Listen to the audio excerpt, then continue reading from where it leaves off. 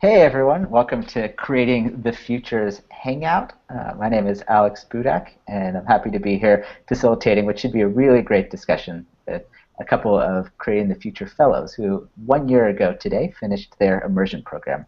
We're going to chat with them today about what their mindset was like going into this, how they've grown as a result, and what impact they've had on their communities from the lessons that they've learned as well.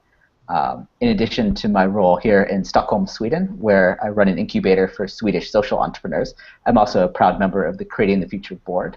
And one of the traditions we have with Creating the Futures board is before we start a board meeting, we always go around the circle, introduce ourselves, and talk about an awesome. What's something awesome that's happened to you, that you've been engaged in since the last time that we were together. So in the spirit of that, I'll let our great fellows introduce themselves, what they do, and then also their awesome, coming back to me, and then we'll set the stage for the rest of our conversation.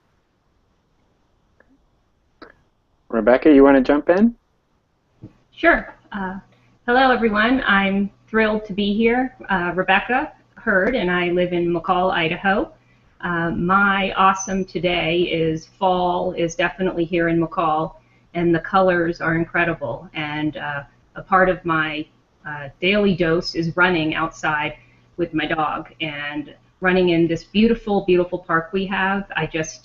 Because of my dog, you stop and smell stuff. You stop and look around. It doesn't have to be, got to get the run in, got to get the miles in. It's never about that. So I really, really felt that yesterday as I looked around at all this beauty, no one else around, and we had the entire park for ourselves. Do we want to go left or right? These are the decisions we just kind of made by what she thought smelled good.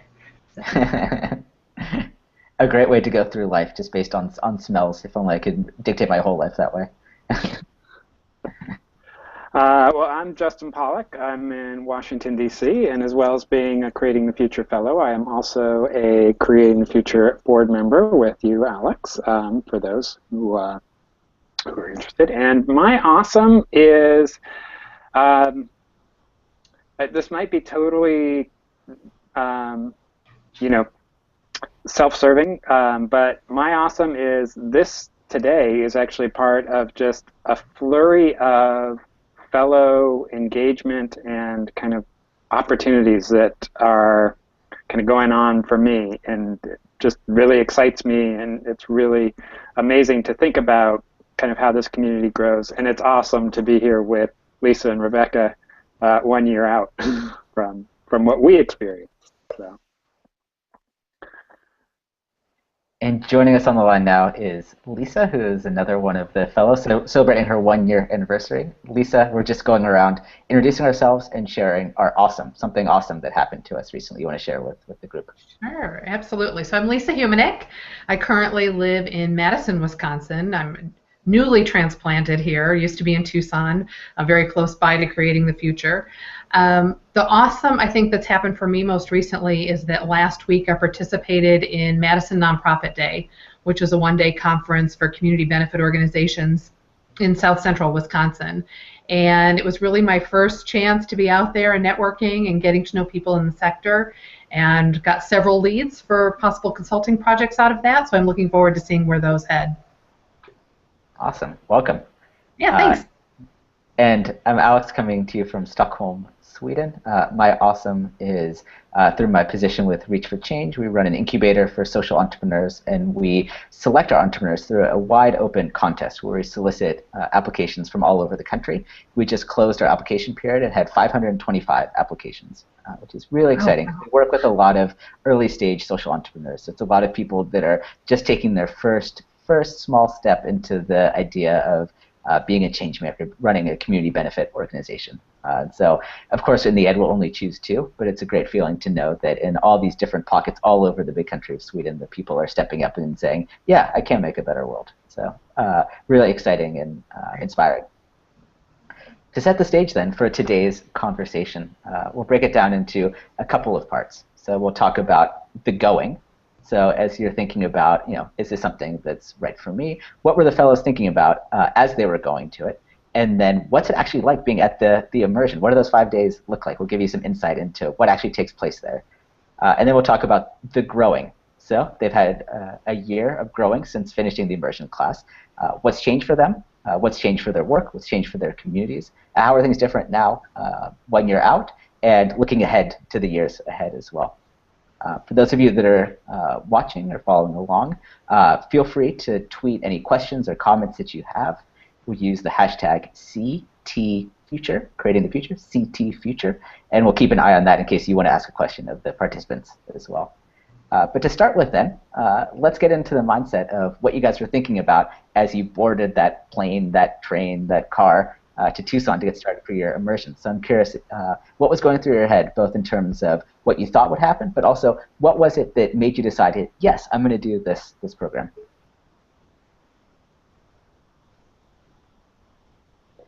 Well, I'll jump in since I volunteered Rebecca last time for this.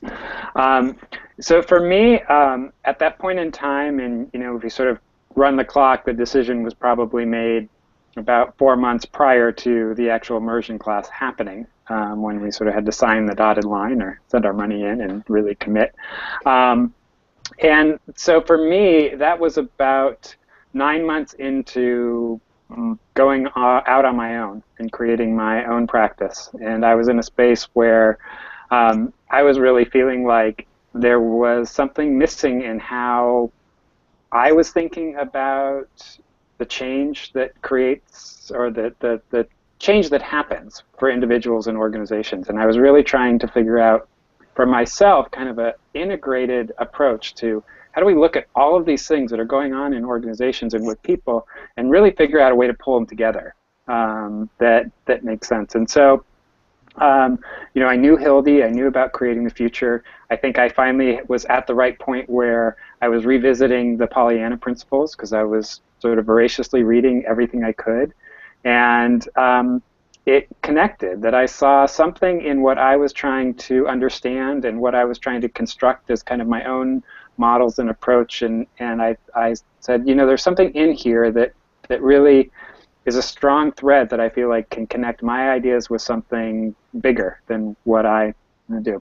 I think, that was kind of it, is that I didn't fully get what it all was. I'm the type of person where literally a sentence or a phrase can get me sparked and I start going off on it and try to figure it out and make meaning of it. And so there was a spark that came from the idea, and I decided, you know what, I'm at a stage where committing to my own professional development is really an important thing to do.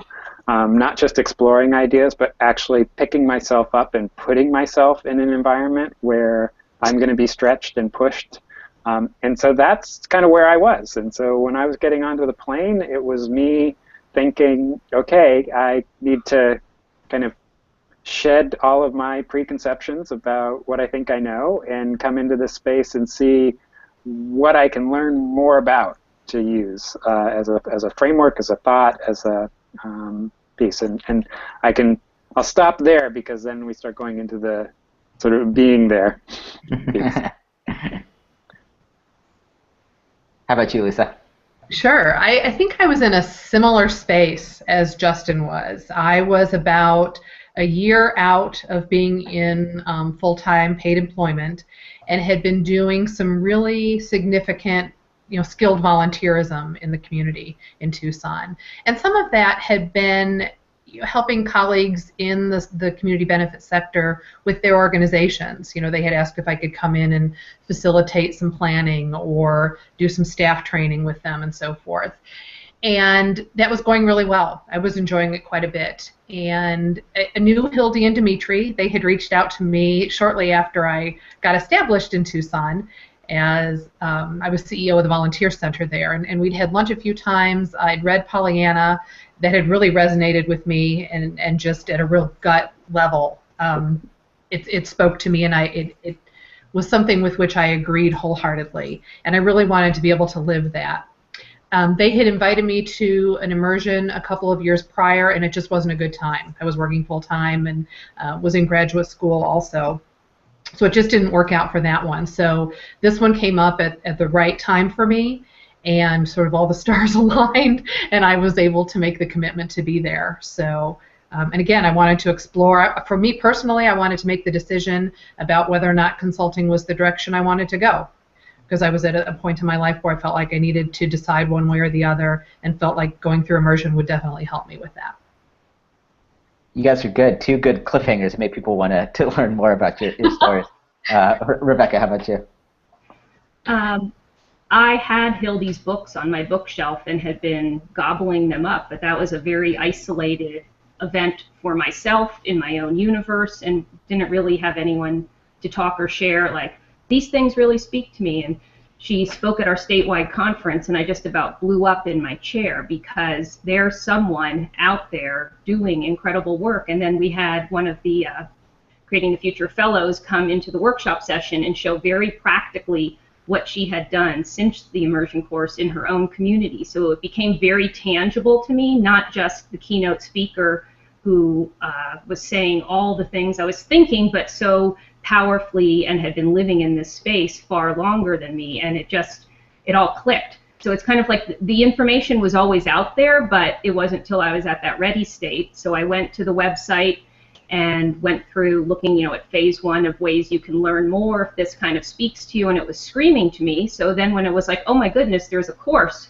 and like, well, I'm not exactly sure what's going to happen. And now granted, you do get a better sense than that, but I knew this will be extraordinary, and I cannot wait to go. It was done. Like, I had no qualms about what I was about to step into, and I just knew it would be transformative. And then it knocked my socks off. So.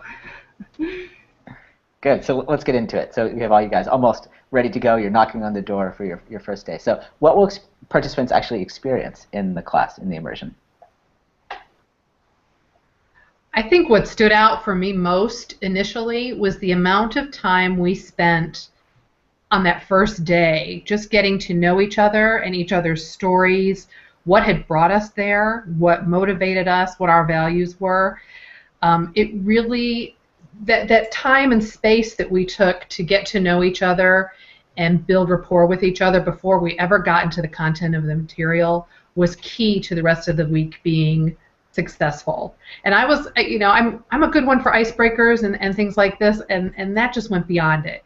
And Hildy told us at the beginning how important that was going to be, and I was a little skeptical at the start because I'm not a person that is comfortable sharing a lot about myself with people, but laying that groundwork for us to work together throughout the week was essential, and what stood out to me among the highlights of the week. And just to pick up on Lisa's, that's the same framework and approach to the work we do with Creating the Future. So real time, we were stepping into a space no different than the spaces we create in our communities and with community benefit organizations, because it all starts with that getting to know each other better. So we got to just dunk in on that first day, no different than that's how we go about the conversations we have in our communities and with organizations. And that's why when you develop that trust and rapport, you can aim for something so greater than what you ever thought you were going to have the conversation about. Absolutely.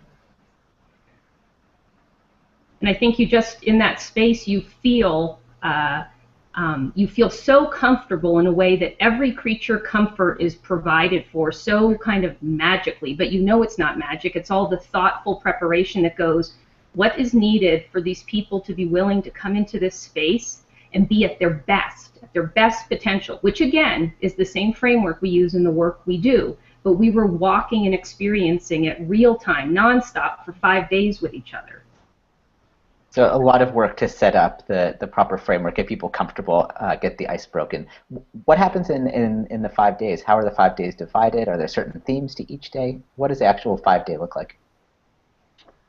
So I think that, the 5 days, it's really hard to differentiate, to be perfectly honest, as I think back of it, more of an experience. But, I think just as Rebecca shared, there's an intentionality of actually going through a lot of the framework and experiencing it firsthand, understanding what it means to come together and to think about who we are in a space. And one of the things, just to follow up and then come back to your question a little bit more, Alex, was in that opening space, one of the things that I thought was most compelling was everybody in that room, in one way or another, was sharing kind of the bump in the road that they had hit that there was this deep passion of people wanting to commit to creating change. And there was something that they had experienced. For some of us, it was much more recently. For some of us, it was just kind of the attempts to try and create change and sort of our own,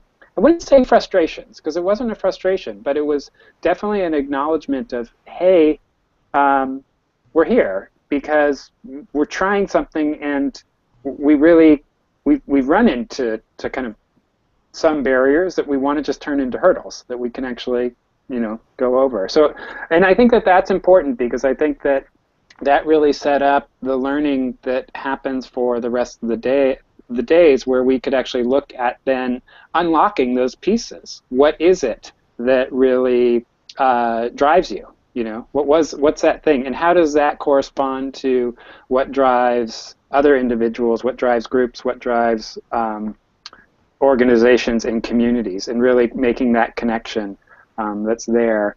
And then from there, it's kind of a slow rollout of tools and practice. There are methodologies, certainly. There are some tools that Creating the Future has created and uses for helping you to think through things. And so there's time, I think as Hildy calls it, working the pad, that there's sort of these conceptual frameworks and ways of working through issues and thinking about things and looking for potential and causality in how you do. And so, again, it's hard to put it into the 1, 2, 3, 4, 5 framework, but it's really looking through each of those pieces, learning how to listen to one another, learning how to identify potential in a situation, and then thinking about how to, with intentionality, unlock that potential for folks, and then actually translate it into real action. And whether that's for an individual, an organization, and I think even at its highest level for a community. To get introspective for a second then, what does it actually feel like to be in the class? So you're going through these workshops, you're working the pad. What does it feel like? It feels like growth. I mean, it did to me, at least. And I'm generally a very visual learner, and so reading Pollyanna Principles and some of Hildy's other work was good, but then to be able to experience it just took it to the next level, and I could just feel the growth and the learning happening on an hourly basis. It just kept building and building and building throughout the week. And Alex, to your question about structure, to add to what Justin said, the mornings were spent really getting into the concepts, and as Rebecca had alluded to, we were kind of going through the framework ourselves and living it on a daily basis. In the afternoon then, we had a chance to apply the work and practice, and so it was an open and safe place to then take what we were learning and how we were growing and share it with the others and get feedback from others in the group. And it certainly wasn't required. If you weren't comfortable yet or weren't quite ready for it or needed the evening to work through an issue a little bit yourself before presenting it, you could do that. But again, the afternoons were there to support each other in that learning process.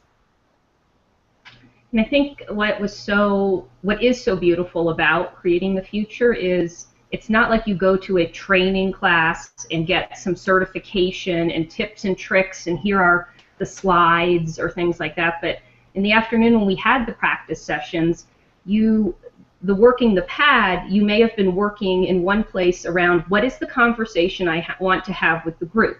Now this may very well be with a community benefit organization you're working with. It could be a conversation you very much want to go have, perhaps a different type of conversation with a foundation, not about foundation high on the mountaintop, but foundation as community partner. What could that conversation look like? And everyone in the group would play the roles that needed to be, you could paint the picture of the different people on a board or whatever it is. But the beauty, I remember going up there, and I'm not someone who has before stepped into a space of maybe you'd say presenter, speaker, someone writing on charts all the time. So the whole thing was even writing on a flip chart in front of a group was maybe even just, I was willing to step into that space, but it was a whole new thing for me to be in that kind of role. But it was liberating because I was not looking at any notes. It wasn't like, oh, what step do I have to do now? And we just learned these steps and I have to apply it. But applying questions and changing the questions you ask. And a question, "Tell me more," is a beautiful way to get someone to share more about what they really value. So we were learning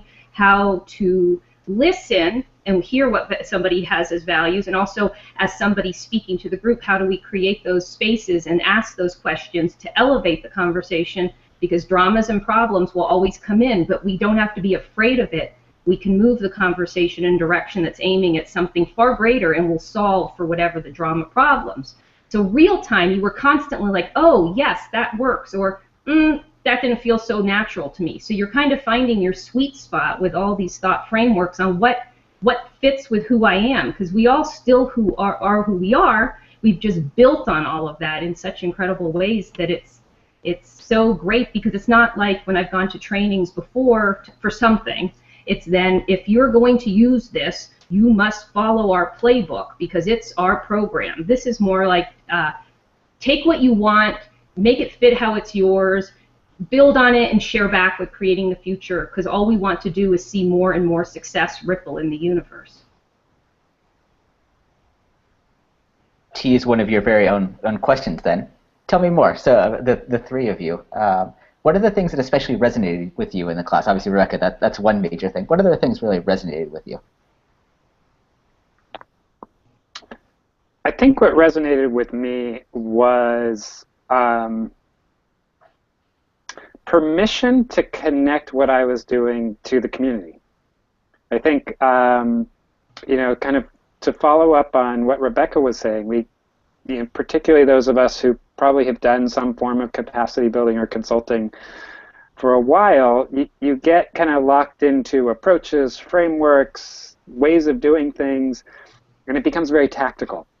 And you kind of can very easily lose that connection of, well, why was I even doing that? Like, why did I even think? I mean, to go back to what Lisa was saying, like, why did I even think that icebreaker had anything to do with actually creating community change?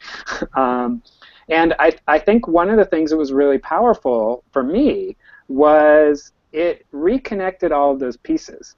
It made it so that when I was sitting in that space, it was okay for me to think about, hey, you know, to draw on the title of the book, you know, it's okay to be Pollyanna. It's okay to actually hold yourself to, I actually want it to be, you know, in the Creating the Future words, you know, a vibrant, healthy community, or some version of that, some way of describing that with, I think, as Rebecca was saying, your own twist, which is, you know, the thing that really is at your heart. And so that was, for me, I think, the most powerful thing about what I could walk away with for that. And then, you know, I have to give credit to the causality framework from there, which is to say, well, if that is what you want, there is actually a way to draw the connection from that all the way down to the example I often use, you know, the financial software you use. I mean, the most tactical transactional thing there is, you can actually connect up to making a vibrant, healthy community and why it matters.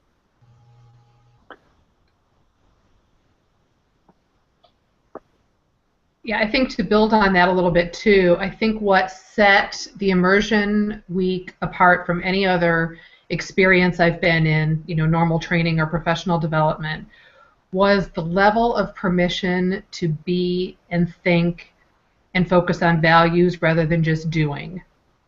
You know, Rebecca said that too. You know, so many other workshops are, you get the tactics and the focus is on how you're going to carry this out. And with this week, the focus was more, how are you going to be this, and how are you going to build this into who you are and what you want to accomplish in the community, not just do.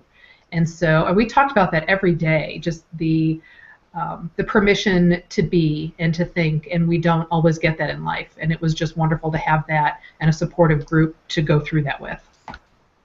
On that note, what role did the group play? So you've talked a lot about, you know, Hildy inspired you to hit the pad, but what about your fellow fellows, as it were?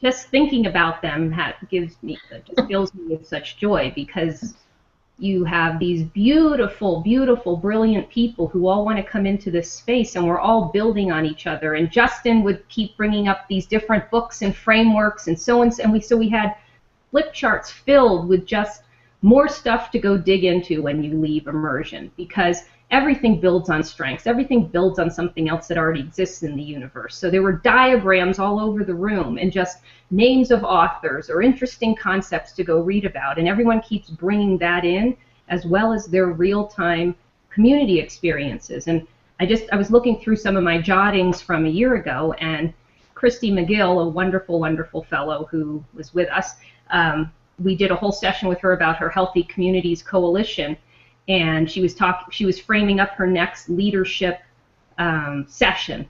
And little did I know, 11 months later, I would go to Northern Nevada and be with Christy and be with Deb and be with Hildy and Dimitri, all in this space with their community at a Thrive conference. So I could go back down there and actually see the people she spoke about, have conversations with them, and let that serve as a catalyst and fuel me for the work I'm doing in my community and with other organizations, because I could feel it and be it. And little did I know, all the tentacles that we'll probably get into what happens once you get home is how creating the future is so alive in our lives in so many ways. And we'll get to that in a second. My last question before we move on to the growing section then is, what are the things that challenged you the most? So we've talked about being a real period of introspection and growth. What are things that really challenged you during those 5 days? I think for me, the biggest piece was holding spaces for really thought and process to actually happen. And what I mean by that is we have a tendency to go straight to action and tactics. And I think the hardest piece, and the piece that we kept coming back to, was wait before we go there. You know, how do we bring ourselves back up to the larger context, which is actually where the meaning really lies for so much of what we're trying to do. And so I think that that was the biggest challenge, was actually figuring out how to be in that space, because I know for me, it was, I don't want to say counterintuitive, it was counter-habitual. It's not what we are conditioned to do in much of our work.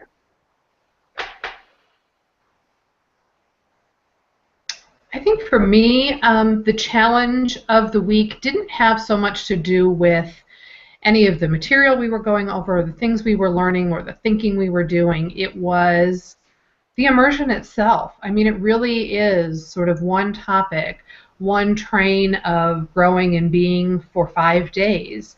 And that was a unique experience. You don't go too many places where that happens. You know, you can go to a 5-day conference, but it's something different every hour. And this just kept building and growing. And I would say, you know, Wednesday, definitely a hump day. I mean, I wasn't sure I was going to get through that day. And there was a point about I can remember about 2 o'clock that afternoon where I felt like, oh, I get it, I feel it. It's all gelling for me.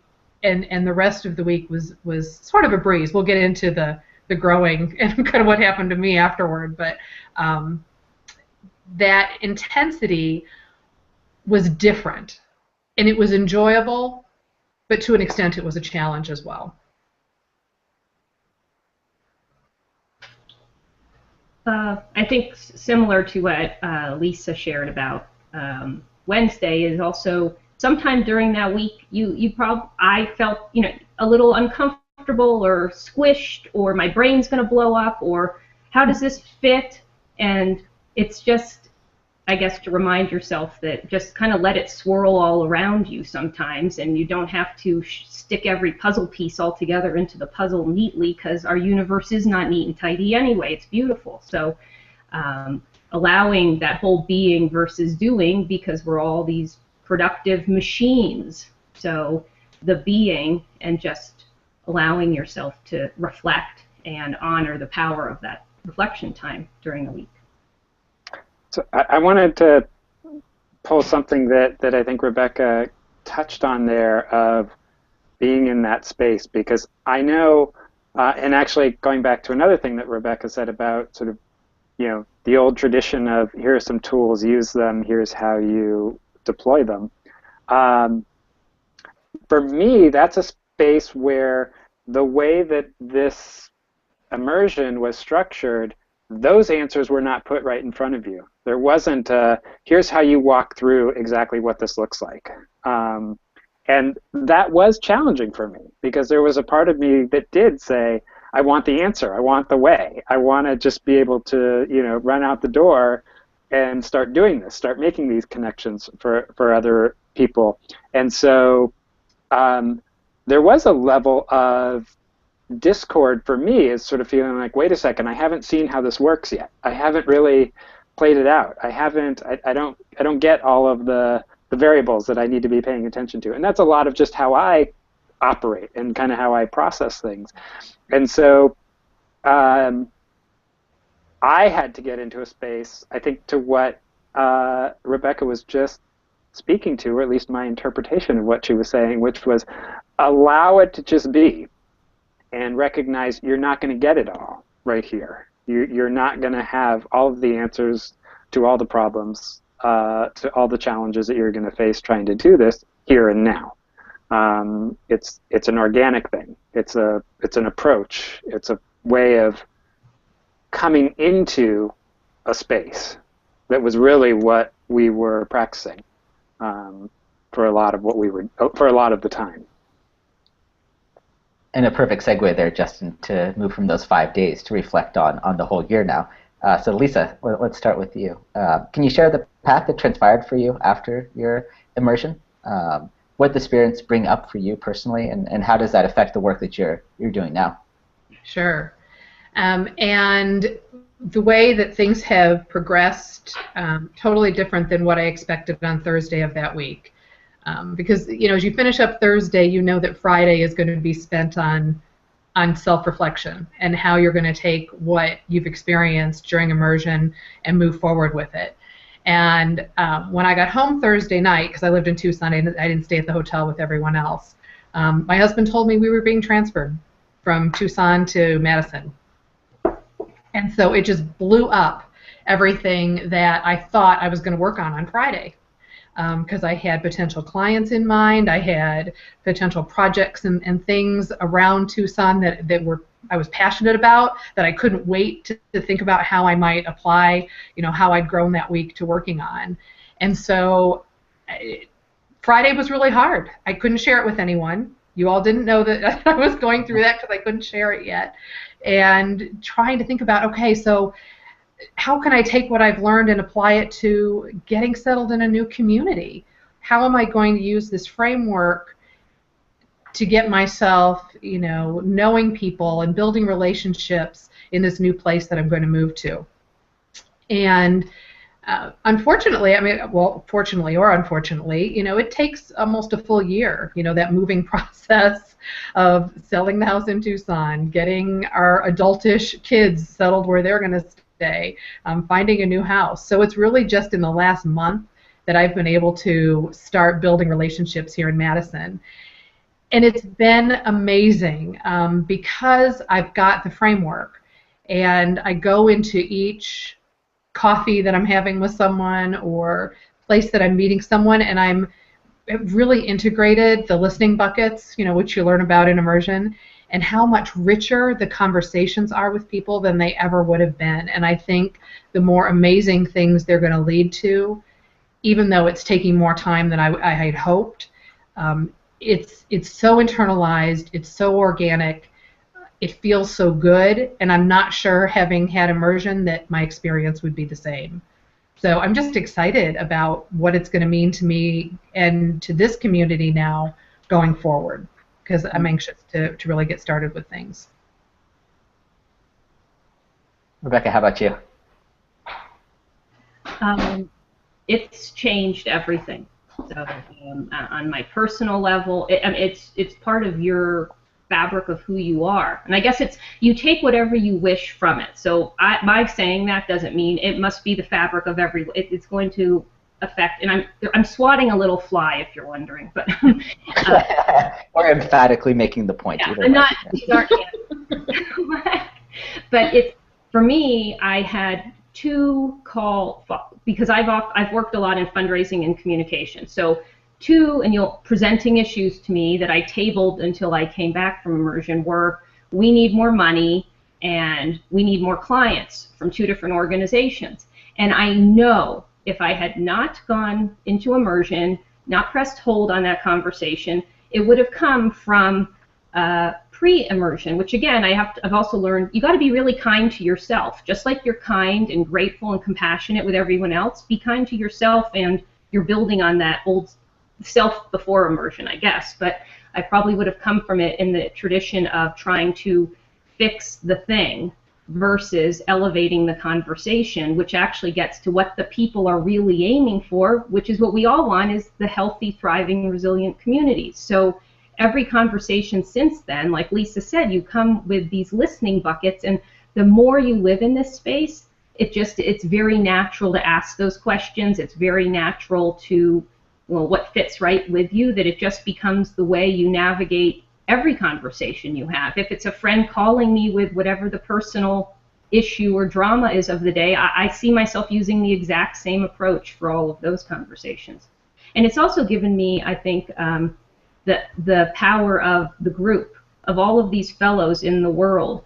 The resources are so rich. Last night I was watching a Google Hangout that Hildy had with a former board member and another gentleman, brilliant soul in the universe, and it was all around funding, partnerships, and changing the relations. So for an hour and a half, I almost felt like I was in the conversation with them, because it's what's in my head, but now I could go back to something and just hear what's going on in these other organizations, or tap the wisdom in the universe, which is so rich thanks to creating the future. So it's kind of, there's endless ways to stay connected and continue to learn.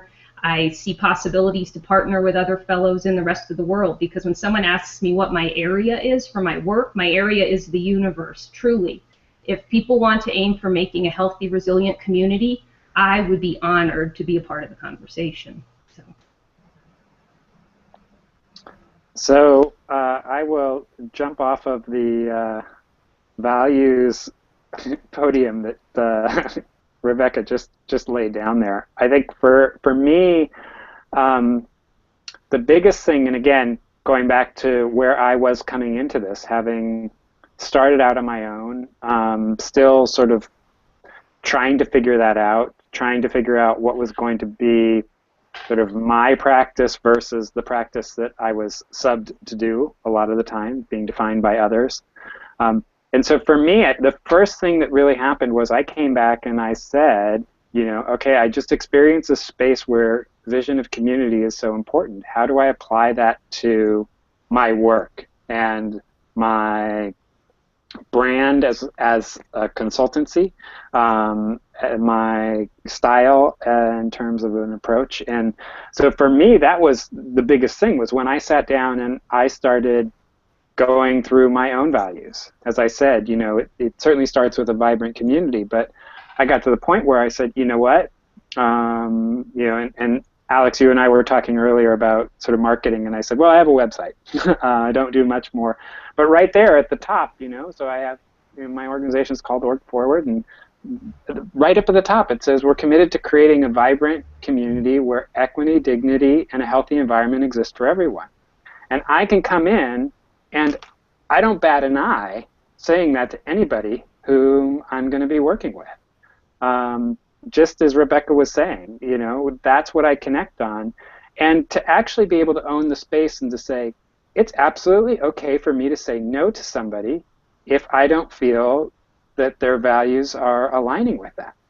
And that was huge. I mean, because it really opened something up for me that said, I can do this, and I can actually be a catalyst for changing the world, but in the way that makes sense for me.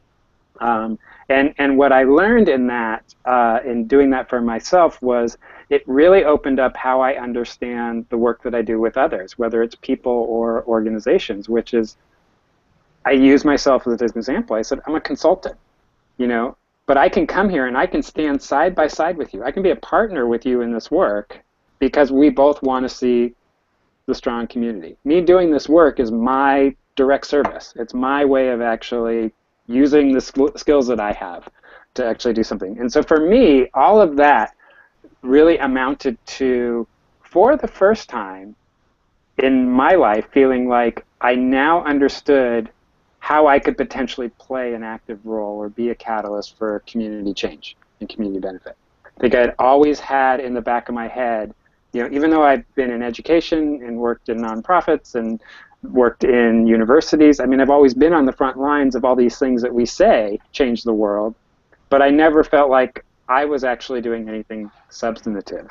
And now I do, and I think, so I'm going to out Rebecca a little bit.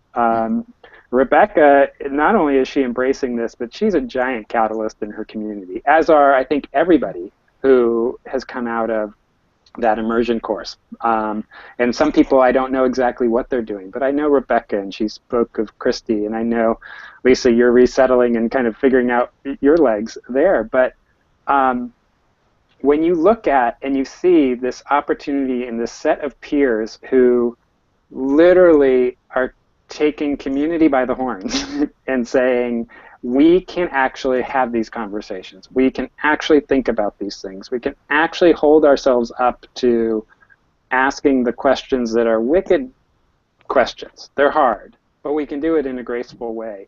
And I've felt that ripple out. So not only has it happened in just sort of how I can present myself and interact with myself, but it's forced me to say, it hasn't really forced me. It didn't force me. It gave me the opportunity to really explore, okay, there's this, I think both Lisa and Rebecca talked about this group of fellows. I'm like, I want this resource.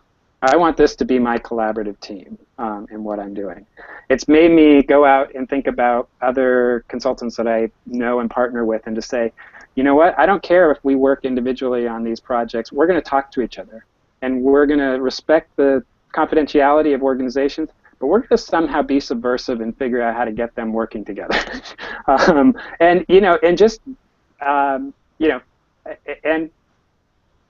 I am sort of fully out of the closet on that, of just saying, I was unable to have that voice. I was unable to feel like I had the grounding to be able to do that. And I think it's the power of the framework of there's nothing magical about it. It's actually quite simple. It's not. I don't even think it's a new idea. It's just a way of pulling it together that makes sense and really does unleash a lot of potential in a lot of people. I'll stop there. Well, Justin, your story perfectly highlights a brilliant theme you brought up earlier, which is the idea of the immersion class giving you the permission to think about things differently, to bring things back to your community in a different way. So, Lisa, Rebecca, I'm curious, is that a theme that you also found? And if so, what did you give yourself permission to do differently?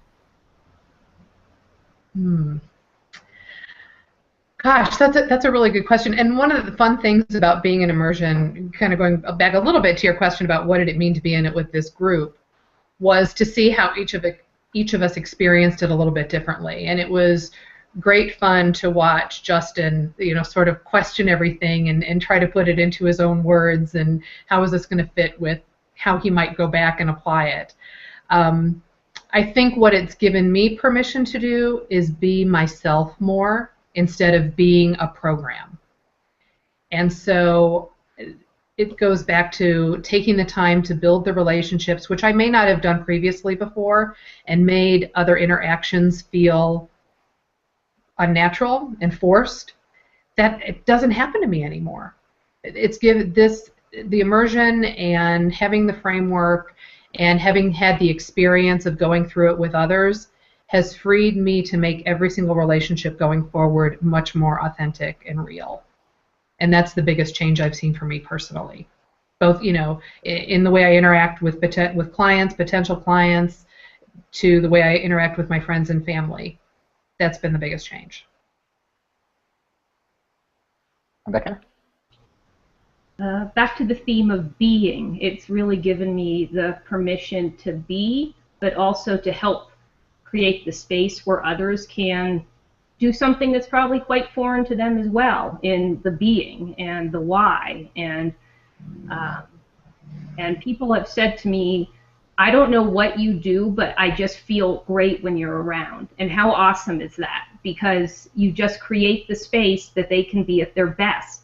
And go take the, they're like, you took the conversation in a direction far different than I thought it would go, but man, I'm glad it landed here. And I step so strongly into the unknown. I don't have that, I don't have fear, because when you come from this place of authentically believing, I can create a healthy community, and I can do that building on the strength of all these beautiful people around me.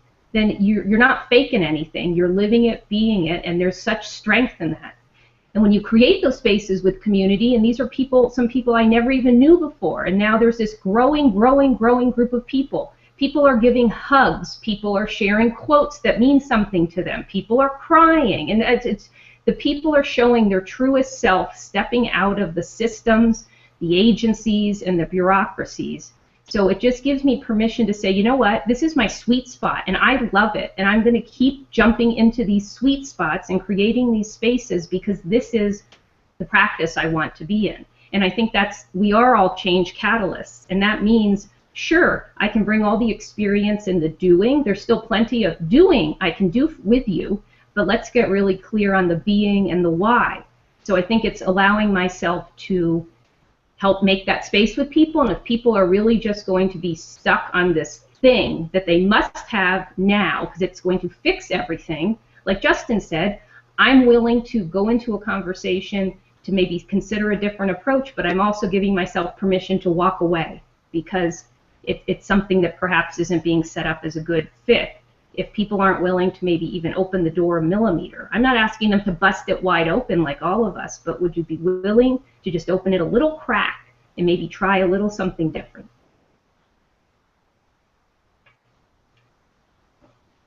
Building on that, are there certain themes or topics that came up during the 5 days that you're still curious to really delve into deeper, whether that's something that you're constantly working on or something else that you sort of missed from the immersion that you want to take a chance to go deeper into?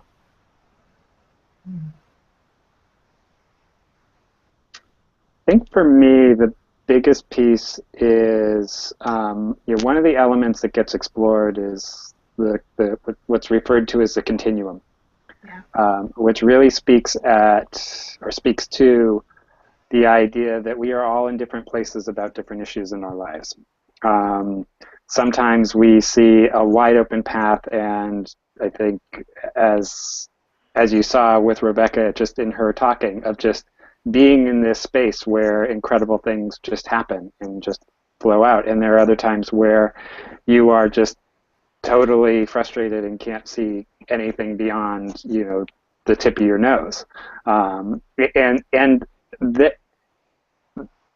Figuring out how to navigate that is incredibly difficult from my own experience. And so I think that's the place where I definitely want more and see the greatest potential for a lot of the learning that's going on, or for me.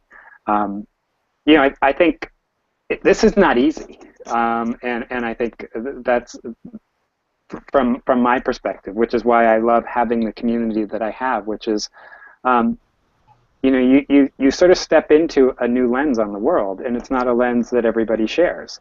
There are ways to open cracks into that and to bring people and to meet people and see them. But, when you are sort of, your mind or my mind starts firing on like what this community could look like and what would get us there, and it's sort of building up in you, and you don't always see the community in the same place as where you are. And so really navigating that is challenging, and to sort of say, I want this for everybody. And as I say that, it's actually, as sort of altruistic as it sounds, it's also egoistic, that I have something that I think everybody should have. But there is something in the space of, I really see potential and opportunity here. And as I try to utilize what I've learned in the experience.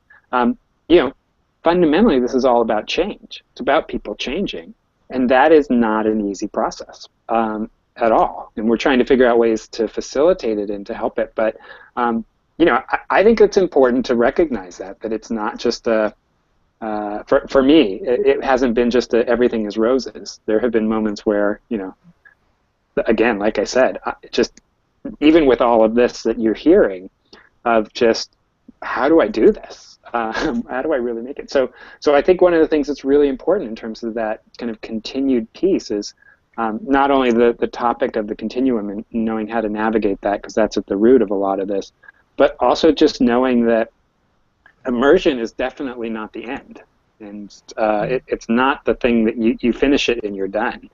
It really is just the starting point of that. And though the immersion may not be the end, our hangout today is not 5 days. It's much shorter than that. So I've got 2 questions to wrap up for each of you that I'd love your thoughts on. So the first closing question as we think about, you know, being 1 year out from your immersion program is, if you were to go back, what advice would you give to yourself just as you were starting that immersion program? What would you say to yourself as you're about to embark on this journey? Rebecca, why don't we start with you? Oh, you lucky duck. I would say just enjoy and savor and breathe, you know, just to step.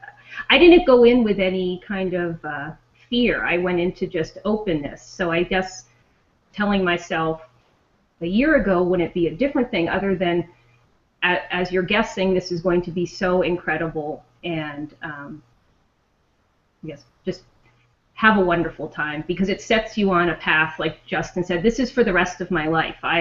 There's no end to this, and as far as the things I want to continue to work with and play with, they're endless, and that is so incredible that it's not like, well, did that, put that back on the shelf. It's like the more and more we have new opportunities for conversations as we have other frameworks and fellows to tap for knowledge and wisdom. So just enjoy. And if you're considering it, if it feels like something's speaking to you, listen to the little voice. So I would agree with Rebecca. The one word she said was breathe, and so that would be the one piece of advice I'd love to give myself if I were going to be starting this all over again, is to just take one big deep breath and exhale before you start into it, and know that it's just the beginning of a process, that you're not going to walk away with all the answers. You're going to walk away with more questions, but they're compelling questions, and you've got the freedom to continue to ask them, and you've got a supportive community in which to do that going forward. And so to relish being a part of that community and all that that can mean for you. So I think about kind of being on the front end of this as opposed to the back end, because I think, as you hear with all of us, it's certainly a transformative experience. But I think going in, it's hard to tell people this is going to be a transformative experience. And I think, so for me, what I would really want to, I think, say to myself is embrace the idea of development, of personal development. Walk into the space, try to leave judgment at the door, because I think, just as Lisa mentioned, you know, there are going to be more questions than answers from this, and you know, allow yourself to just think about the questions that are coming up as opposed to trying to figure out the answers. Because there's a lot of wisdom in being there, and I think I think it could have been even more powerful for myself. Again, because you asked what would I tell myself. I know myself a year ago, and I didn't fully go in with that. I mean, went in very, very willing to learn and very open, and you know, I like new ideas, but you know, it took me a day or two to fully take the judgment jacket off and really leave it outside the door. As we close this discussion then, one final question for each of you. We spent a lot of time reflecting back on the last year and those 5 days. So what's ahead for you? What future are you guys creating in the year ahead? What are you guys looking forward to? Well, for me, I'm at the point now where I'm actually getting the consulting business organized and what it's going to look like, what it's going to be going forward. So that's the most exciting piece for me over the next 6 months to a year. And taking the learning and the questions and continuing to grow, being a more active participant in the discussions that continue with the fellows. I've not had a chance to do that very much this past year, and I'm looking forward to diving into that more as I start to get things off the ground with, where I want to be in this community. So for me, the next steps are continuing to work that values and vision piece for myself, of just saying, how do I continue to have my experience in the world with the work that I do really feeling like it's unlocking things and connecting things for me. The other piece for me looking ahead, I think to kind of dovetail off of Lisa is I want to see a community that is more connected around this kind of work. I want to see opportunities for people to really feel supported in trying to do what we are all doing. And so really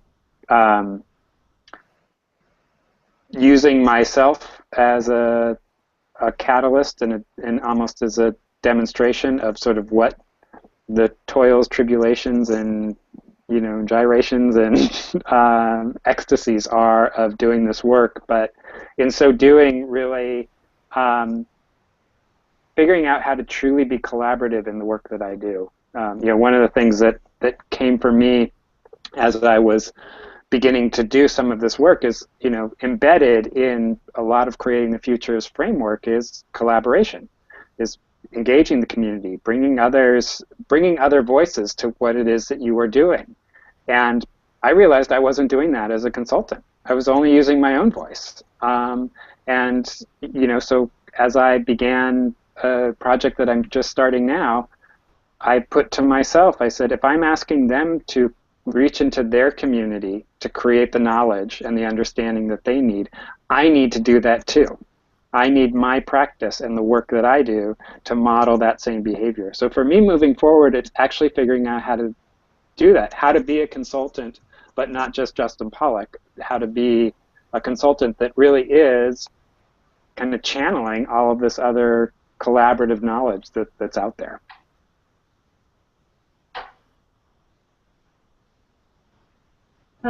For me, it's a blend of a little bit of, no surprise, of Justin and Lisa, and probably lots of thoughts in the universe about what's going forward, and that is, it's all open with with such possibilities, and it's all on me to step into those spaces, and also really, I think, to spend that time on my vision and values and how that maps to the conversations that I want to even, I'd say, go after. Like, who are the people out there I want to connect with?